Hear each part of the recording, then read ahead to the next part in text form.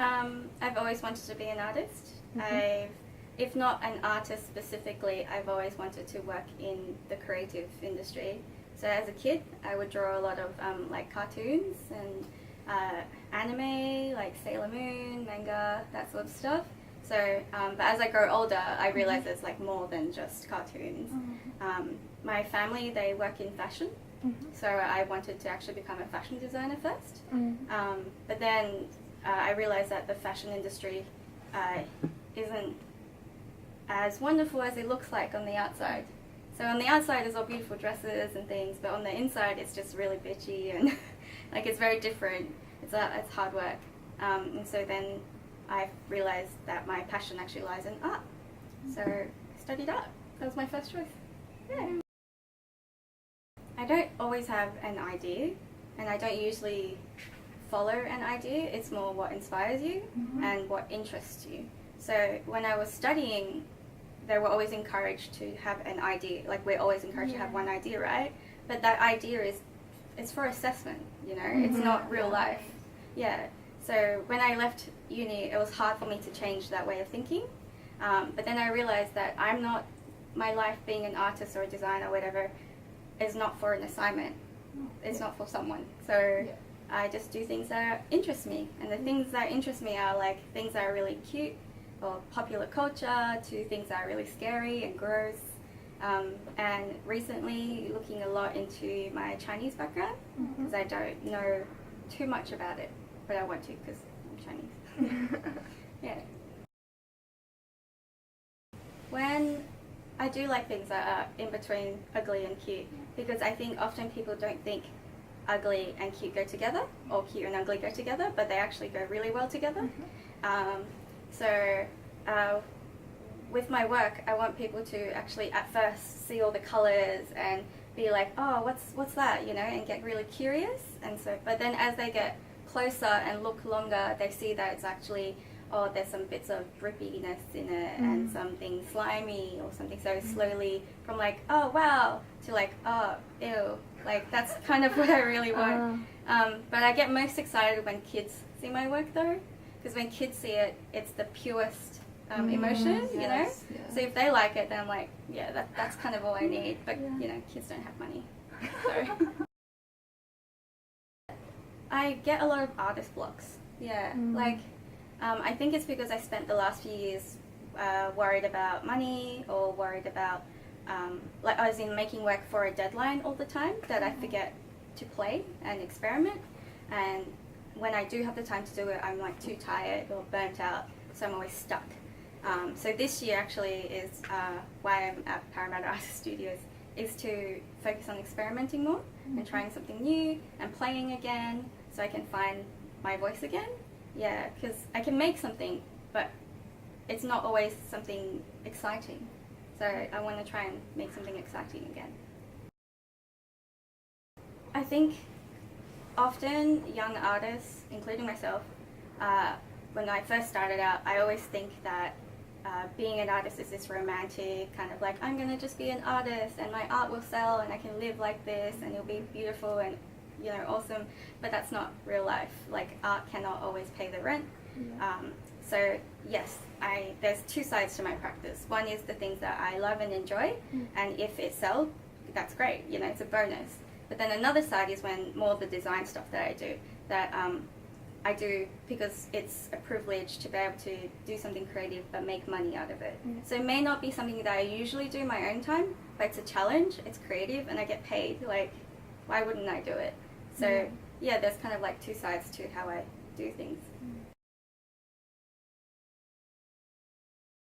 Oh yeah, I totally understand how you feel, because I did bachelor, then I went into honours, then I went to masters.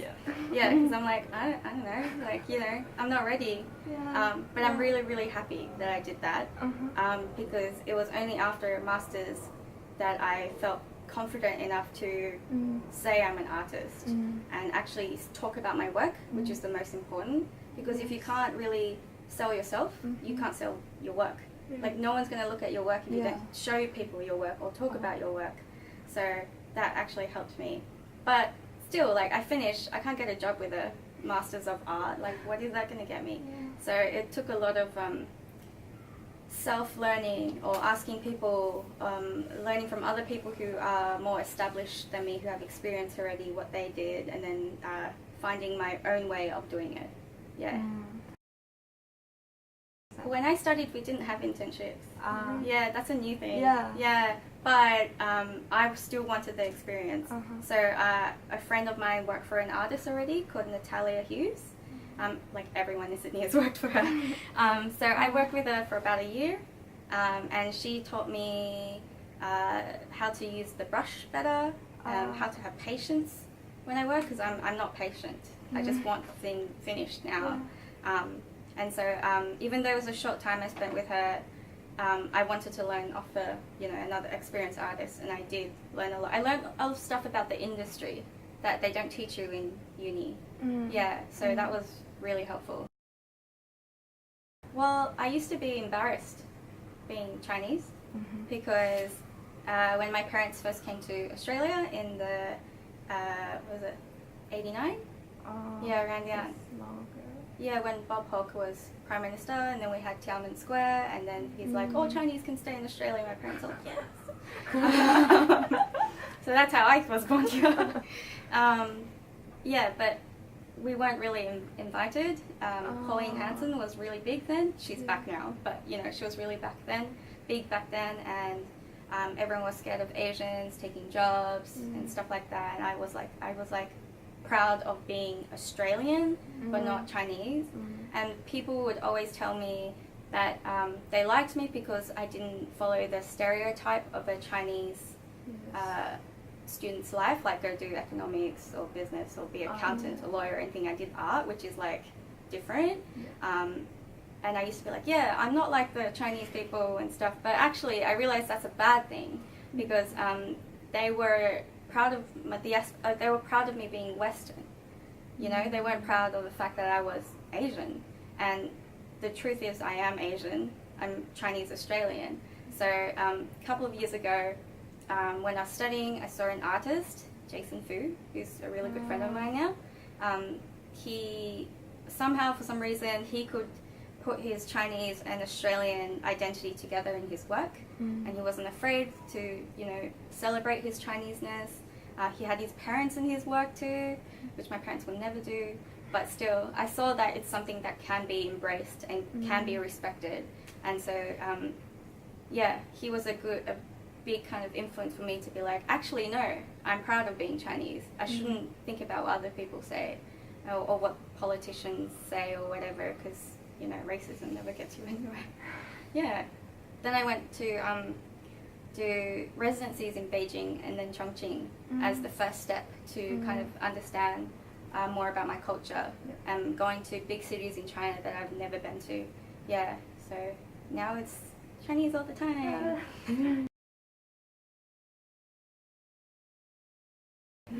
I don't have enough money for my future plan. I really don't. Yeah. I recently moved back home as well because I ran out of money. So that's the reality. But last year I was doing really good. Okay. Yeah, so it's like up and down. And my art does sell, but not a lot. It doesn't sell enough for me to buy a house. So I'm lucky that my work, I can do things that people won't buy, but then I can make things that people will buy. So but again, it's still not enough. So then I have to look for other ways to make money. And for me, I only have one rule about how I make money, and that is to be creative, as long as it's in the creative. So that could be from like working at the marketing division at Kofa, which I was working at until last year, to doing design stuff for technology companies, I can't say the company, to the Monkey Tower from the Lunar Year.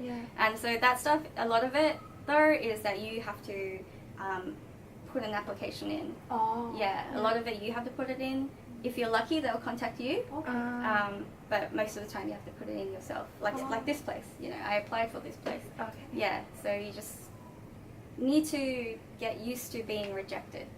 Yeah, like if you get a rejection, it shouldn't try to not feel bad, because you're going to always get rejection. Because there's too many designers and artists in the world. Yeah, and then you just get used to it and keep applying. Yeah, and do as many jobs as you can. Yeah. It depends on the project. So if it's stuff like paintings and stuff, in Sydney, I'm represented by a gallery called Arterial Gallery. They're the gallery next to SDA. So all the stuff I sell goes through the gallery. So if someone contacts me and they want to buy work, I put them through the gallery. And there's like commissions and all that stuff. It's kind of like an agent. Yeah, and there's like different levels of gallery kind of, that sort of stuff. But with the graphics, that's because that's design. That's all me, independent. So it's like you run your own business. So yeah, they just tell me what to do. I say yes or no. If they like it, I do it and get paid. I want to, because my parents work in fashion, and I've always liked fashion, like make the actual designing and making of it, not the fashion world. I want to see how my paintings can turn into fabric prints, and then see what I can do with that. Because I do some digital works already that are printed on fabric, but they're artworks. They're not like a garment. So that's something I actually want to explore if I have time, because I do know people in the industry already, which is like helpful. So I might as well try. First I need to find funding though. I have. Me and another artist are talking about, we're still on the very, very early stages, but of making a design studio where we can use our connections to China and Thailand to try and make some products that we can actually sell. Because we enjoy designing cute things, but it doesn't have to do with our actual art practice. So it's kind of a good way for us to run a business, but still be creative, but keeping it separate from our artwork. But I don't know how it's going to go yet. We'll see. We just need money first. Always. It's always money. I started showing work in galleries early. And when you first start out though, you always have to apply for an exhibition. So I just applied for lots and lots and lots of exhibitions. And then went on Instagram. Before that I had Tumblr. And trying to make sure my website was up to date, because that's actually really important. My gallery told me once that they tried to find an artist to give them a show, and it's a commercial gallery, but they couldn't find any website, because they went to a graduation show, but they couldn't find any website or any portfolio, so they didn't give them a show. So it's really, really important that your online presence, your portfolio, your contacts is up to date. Lots of artists forget to update.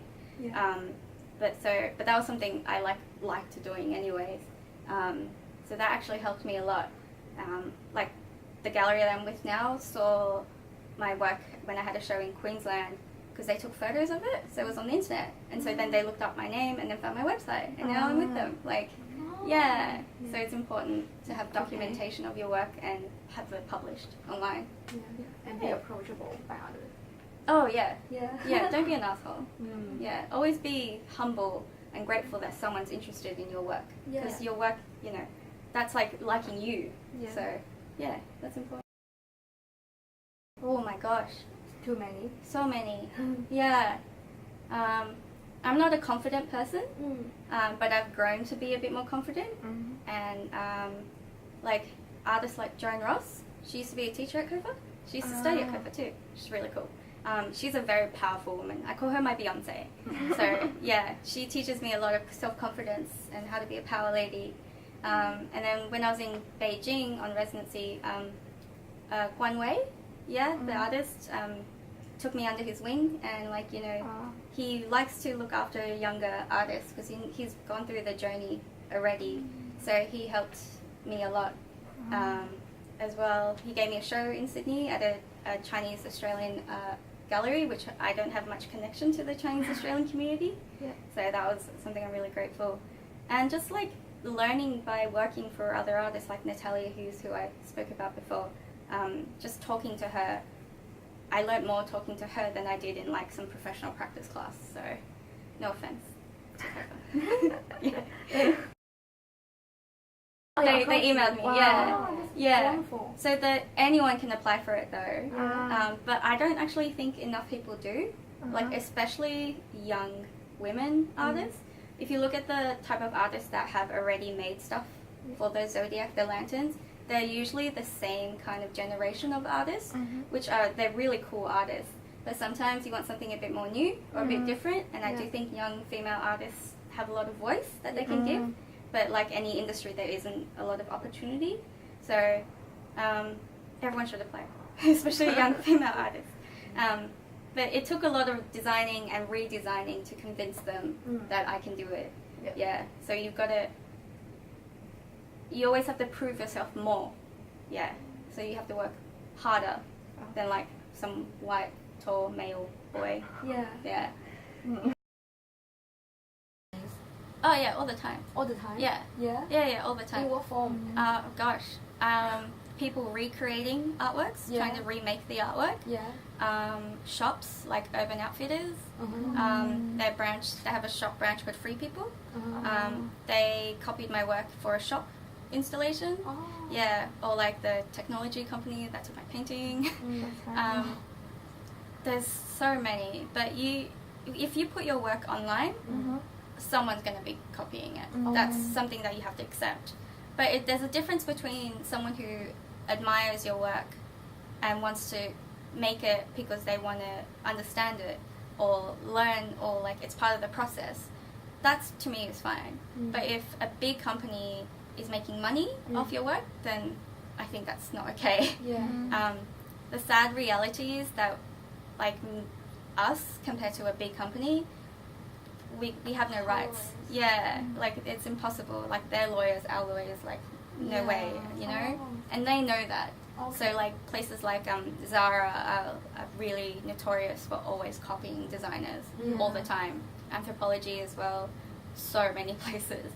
But that's the way life is. If it's something that you can prove, make sure you have heaps of documentation of, and you have the right contacts, then you can go through a channel like copyright agency who will look after you and try and figure out what's going on. Yeah, but these are all good things to become a member of before it happens to you. Because if it happens to you and then you go and find them and you're not a member, they can't help you. Yeah. So make sure your rights are protected. Yeah. So have you been successful by... Oh, no. No? Never. Never? No. I'm like a small Chinese girl compared to a big giant company. Never. Yeah, never. So you just need to live with it. Yeah, you can do things like I post on Instagram and then people were like angrily posting on other people's. You can bring awareness to it. A lot of people do that. Like they get into local news or they go on Instagram or BuzzFeed to try and spread the news. But and people do get upset and angry and they get annoyed at the other, like they try and comment on the brand to be like, how can you steal this artist's work? But in the end, there's no big change that's happening. So until these companies or like stop doing it or there's better law, anything you post online will be copied. But the reality of today is that this is how you share your work, this is how business is made, this is how you advertise, is all on the internet. Yeah. It's just a shitty life, really. I still can't live. So, yeah, I don't have the answer to that. Yeah, like I always have a side job. Yeah. Never have I been able to. I'd like to one day.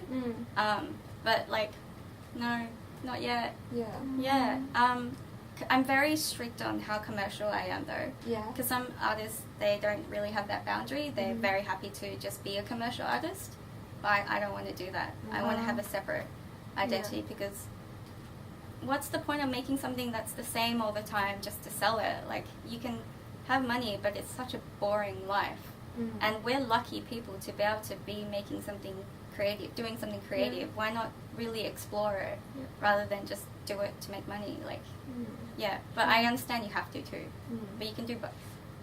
Just trying to figure out how. Yeah, that's right. I didn't think about it in the beginning though when I first graduated, because I was like, I have a gallery, you know, I'm showing consistently, it's going good. But now as I get older, I'm like, oh, actually, my future, my children, like, you know, that sort of stuff.